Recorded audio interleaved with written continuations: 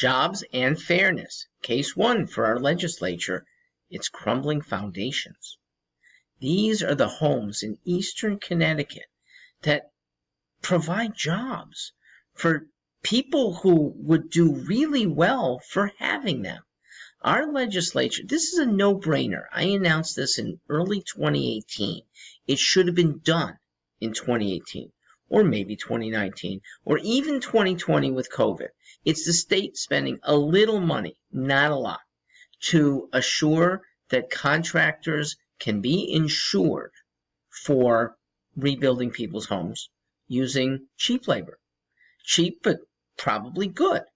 Because how much extra training does it take to watch cement congeal or to pour it?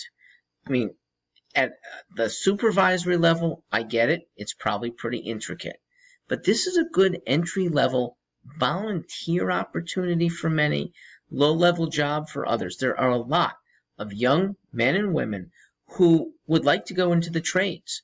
And an opportunity like this would be very good for those people whose homes are crumbling slowly and do not have insurance money. This is a home saver for sure.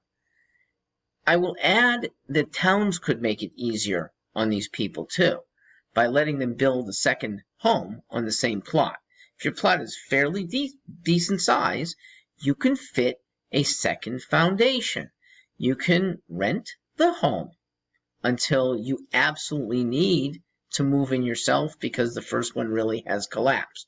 This is a very good time to build. That doesn't let insurance companies off the hook.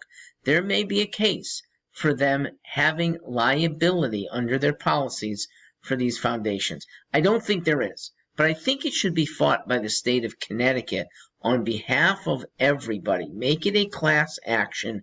Do the research, do the contractual scrutiny, and really see where there might be a case for reimbursement. I don't think there is, and thus it's an act of God that I do think the welfare aspect of the state should be paying some of. People had no control over this. You don't want to reimburse people for doing knowingly hazardous activities. Building your home in a flood zone, for instance. Building your home with shoddy materials. But with the expectation that you were getting a good concrete foundation, and lo and behold, pyrrhotite comes in and infects the concrete, such that homes that have $250,000 value are going to be reduced to close to zero if left to continue. We can do a good thing for workers, put all kinds of urban kids who like to get into the trades on a project next spring to reform foundations. Let the homeowners, who I expect will be very grateful, let them put these people up. Maybe they don't have to commute every day and get into the suburban neighborhood, or in some cases very rural neighborhoods that the urban kids haven't experienced. This would be a social good, an economic good, and a smart way to use state funds. Why hasn't this been done in the 3 years that we've known about these crumbling foundations? It's because the legislature acts with pretty bad prods. Corporations that are funding them, special interest groups that have their allegiance. That's not the general good, and that's not even the specific good for deserving people. That's not the legislature we deserve.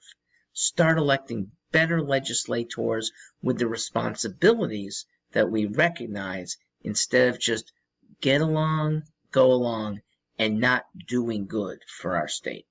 I am Mark Stewart, committed to doing good for the people here across the state, and especially those in Hartford.